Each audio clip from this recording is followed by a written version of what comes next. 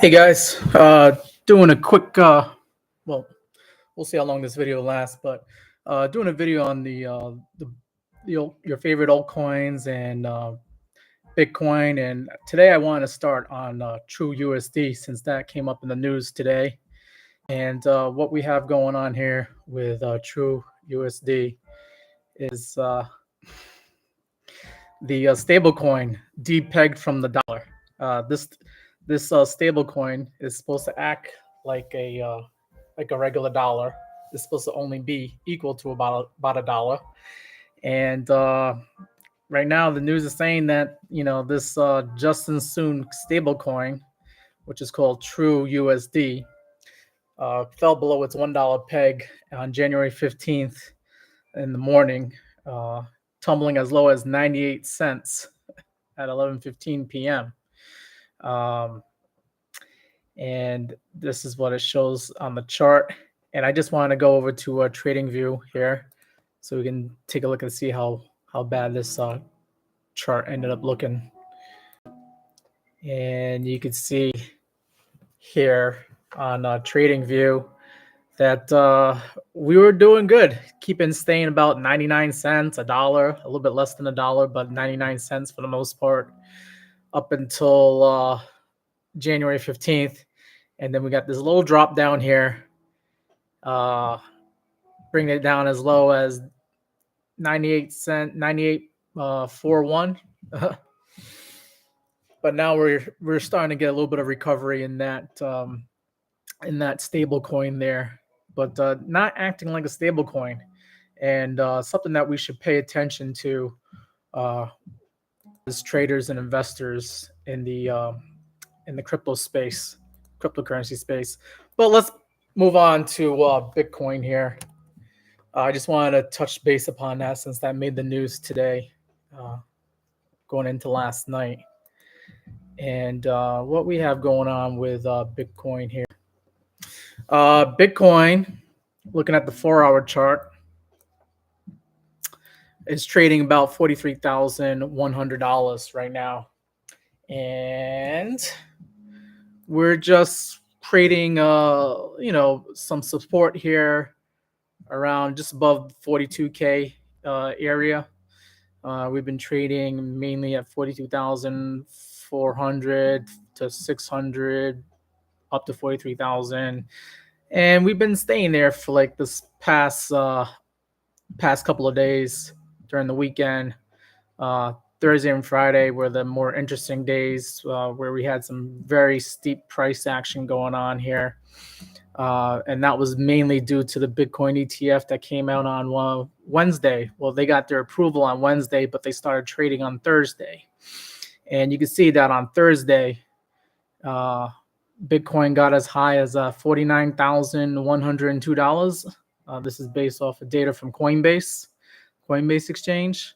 But that didn't last too long, because then later on that day, going into Friday, we ended up dumping all the way down to see what that candle wick is saying, about 41,000. So about a 20% move in less than one day. Bitcoin showing some volatility that most regular investors would not like to stomach, but in the cryptocurrency space, this is just another day at the office. 20% moves happen just about almost all the time, even with a cryptocurrency such as Bitcoin, which is supposed to be the most stable of them all, not making that much volatility moves, but it still is a volatile asset. So with that being said, Bitcoin, just looking at the 4-hour chart, it looks like it's creating like a rectangular flag, okay, staying above 40,000 and not getting as high as about 44,000. That 44,000 was a tough area for Bitcoin to break over the past, basically the month leading up into the Bitcoin ETF in January. And we briefly got above the 44,000 area around first couple of days of January, but then we dropped back down below it, only to stay around it for the most part. And 44K has been basically the level that we need to break past. We broke past that level going into the second week of January, leading up into that Bitcoin ETF. But the ETF, a lot of outflows. From what I've been hearing, there's been a lot of investors that were invested in the Grayscale Bitcoin ETF. Before it was an ETF, it was just a trust. And a lot of those big investors, they wanted to get out of their Bitcoin positions. They wanted to get out of their Bitcoin positions for a while now, but there wasn't enough liquidity because it was a trust. So a lot of these big time investors, they had a lot of Bitcoin to sell. And their opportunity came with that Bitcoin ETF when Grayscale converted into an ETF last week. They were able to get that liquidity that they needed to get out of there. Some of them were selling for profit. Others were selling at a loss, and they were able to book that loss. But there was more Bitcoin leaving Grayscale than there was going into Grayscale, and that caused the price of Bitcoin to be suppressed and drop down to about $41,000 last week. But right now, it looks like things are more stable going into this third week of January. Today being January 16th, and it's steady as it goes. We're below the 200 moving average on the 4 hour here, on the 4 hour chart. Right now, the 200 average is saying about 43,479, and Bitcoin's trading just about $100 shy of that, roughly. So it would be nice to see if Bitcoin can get above this red line that's been trending up, that 200-week moving average. And then if it could get above that green line as well, that's how we know it's all systems go. Everything is good for Bitcoin, and we can buy more and be comfortable buying more Bitcoin. But let's look into Ethereum, because Ethereum actually had a pretty good week last week. And I know I haven't really covered anything about crypto these past few days. I've been busy. My nephew had a birthday on Sunday, and just a lot of things I had to catch up with at work. But I'm glad to be back here, guys, talking about charts here with you guys going into this third week of January. And I'll try to do a little bit more live streams. Hopefully the music isn't too bad. I got a little bit of music playing, kind of keeps things a little bit interesting here. Hope you guys are able to hear me, and this isn't as distracting, but I do like to listen to music as I'm going through these charts here, and hopefully you guys like that as well. But going back into the chart here, the 4 hour chart for Ethereum, you can see that Ethereum was roughly doing nothing as well for the month of December. Okay, going to January. It had some resistance, mainly at the $2,300 level.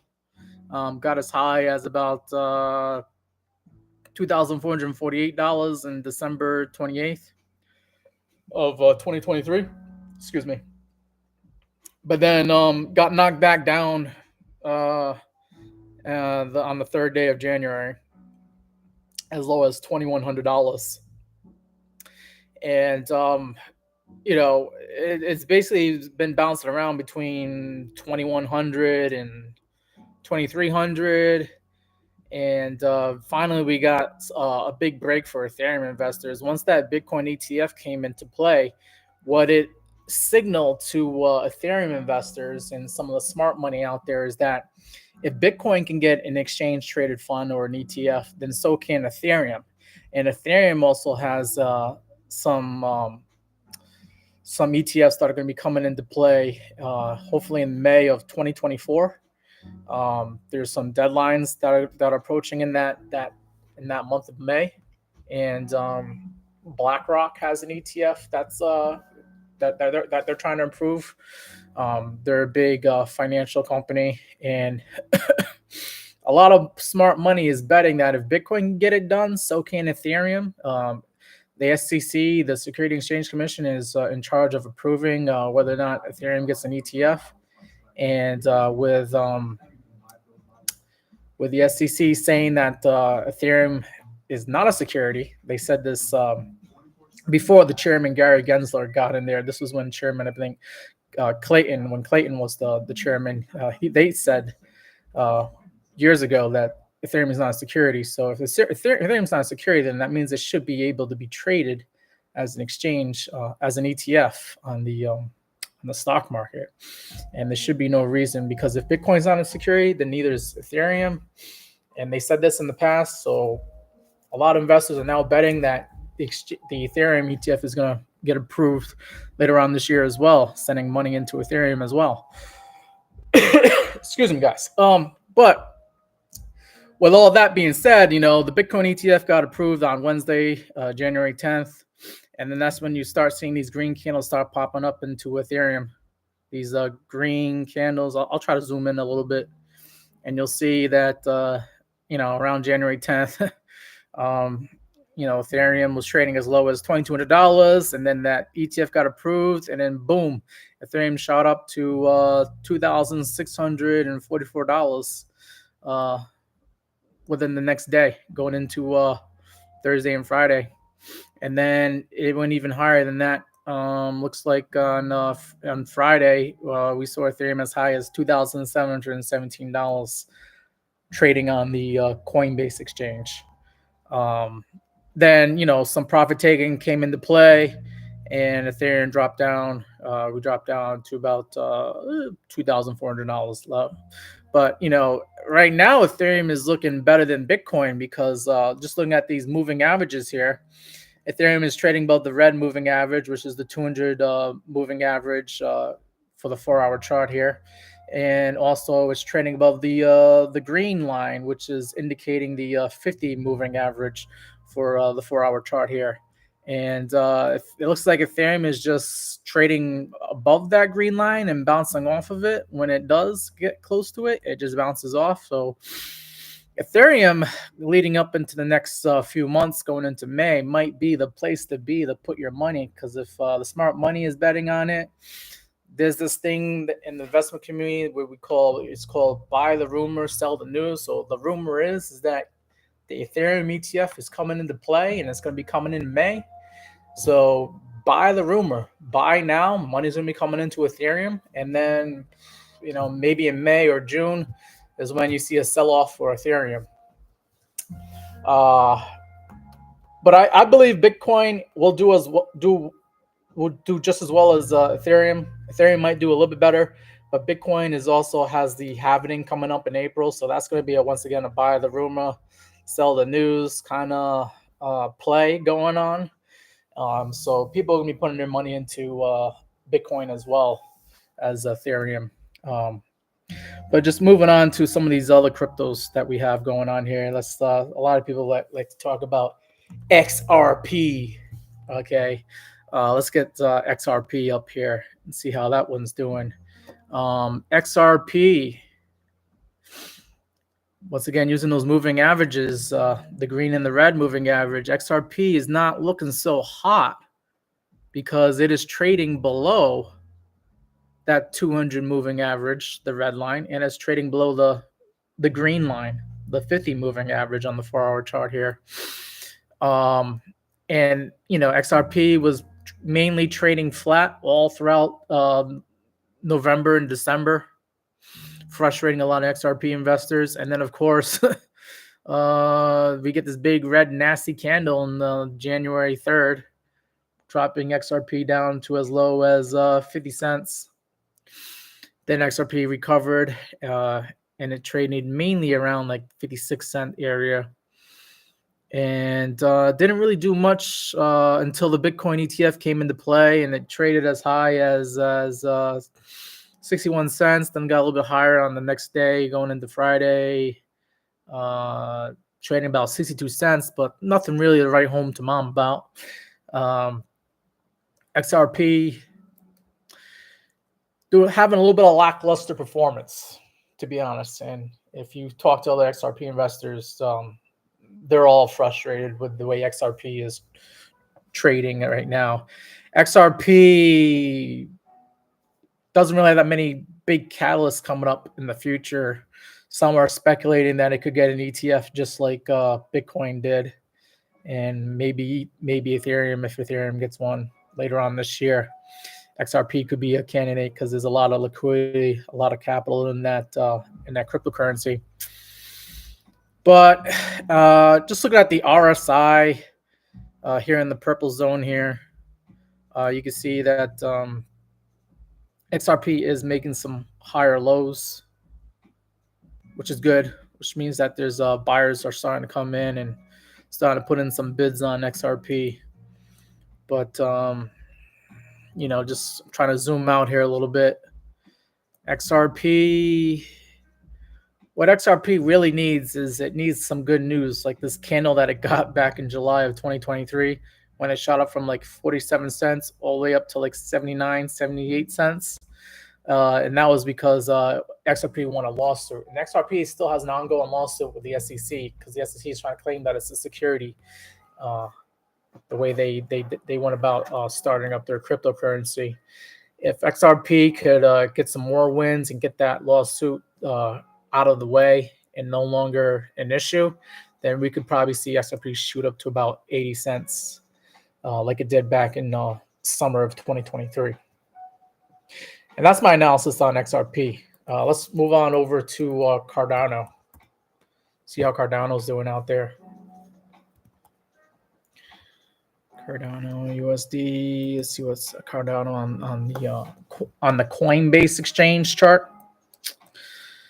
Most of these cryptos, they're going to look very similar to each other because they do trade in sympathy with Bitcoin. If Bitcoin makes moves and starts going to higher prices, and so do these altcoins such as Cardano. I haven't really heard much news on the Cardano cryptocurrency as to like whether it's going to be getting an ETF or not.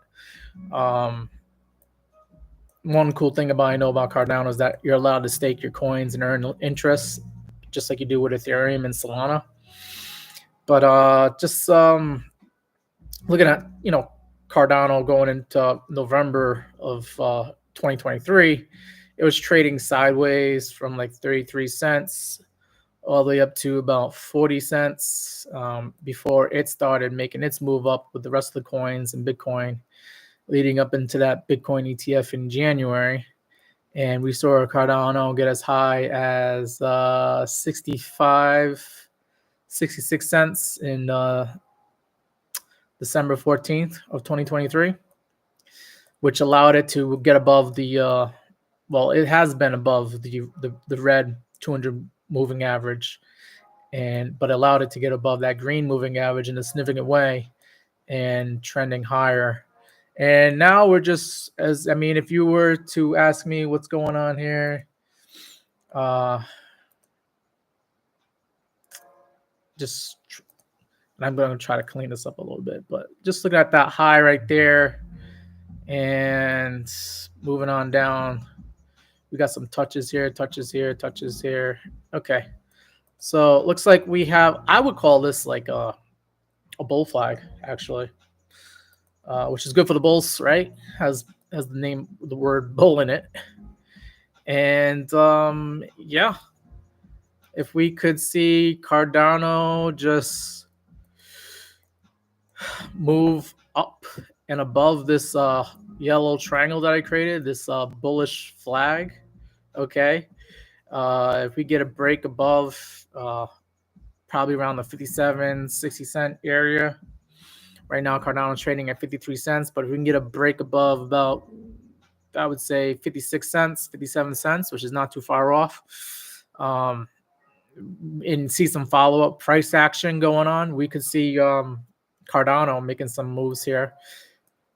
And just to have an idea, it's like how high Cardano could go in the meantime. We'll just take the measure move here, taking the base and the top of this bull flag. And if we get Cardano could break out somewhere in that area is what I'm, working with here.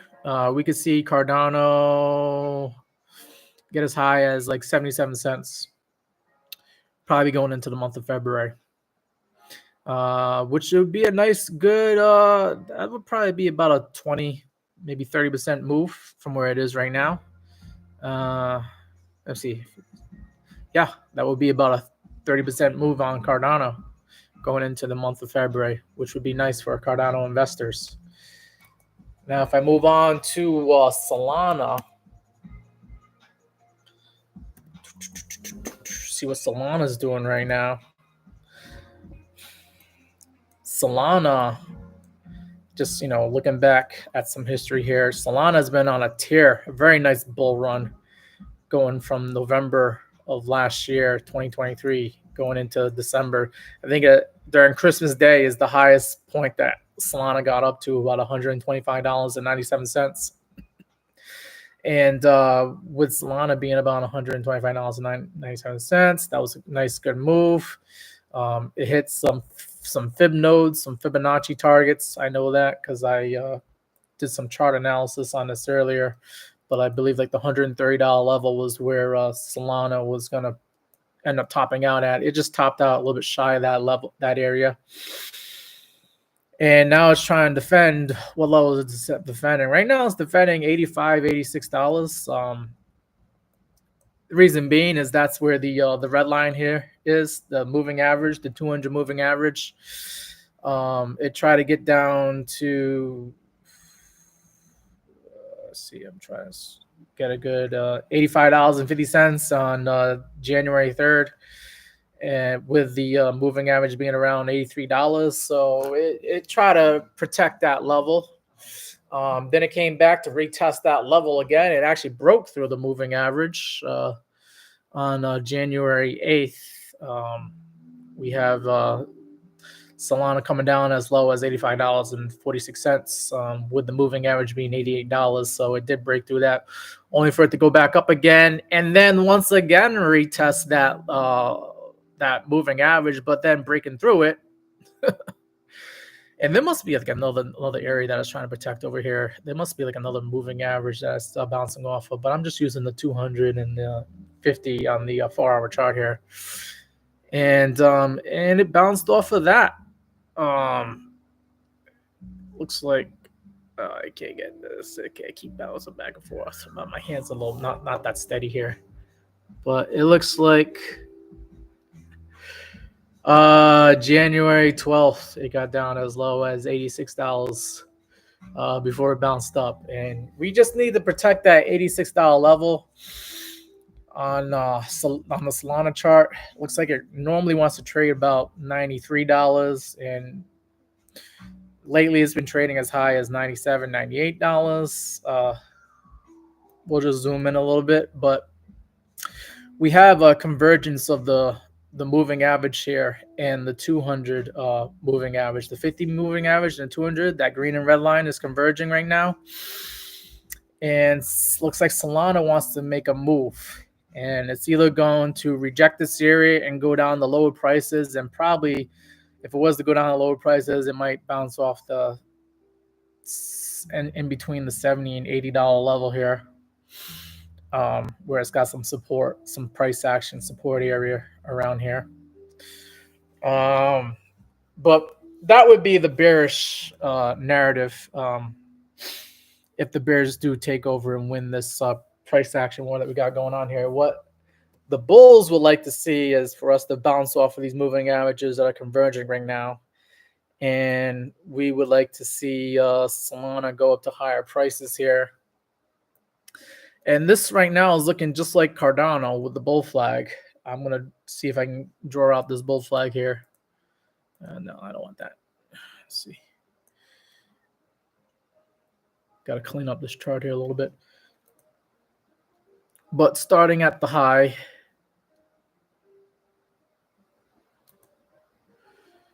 right, that looks like,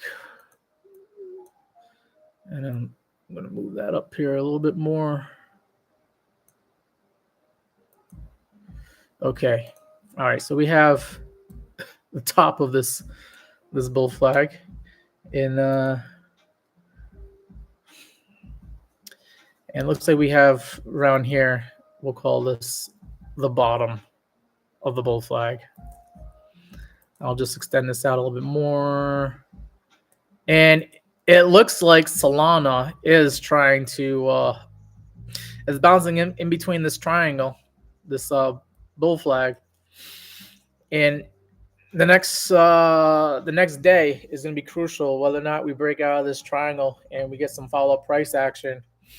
But if we do, we could get some price action here. Measuring from the measured move would be, and if we break out, the measured move would take us about as high as $144, $145 as the next price target. Maybe even, just $140. We'll just say, roughly $140. If we are able to break out of this triangle, this bull flag that Solana is creating, that would be nice for the bulls. Not so good for the bears and the shorts. And I do see some promise here, because on the RSI, which is this purple area here, we see some higher lows being created on the RSI, meaning that there is some buying pressure coming in.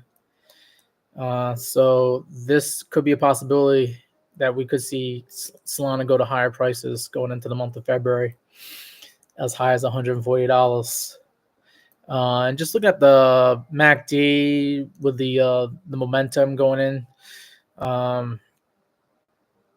see some higher highs. I mean, lower highs coming in on the MACD, but then also on the negative volume, looks like the negative momentum is starting to wane a little bit. So if that keeps up, there could be some buying pressure, and we are coming up to a point where some decisions need to be made if people are going to sell their Solana or buy their Solana.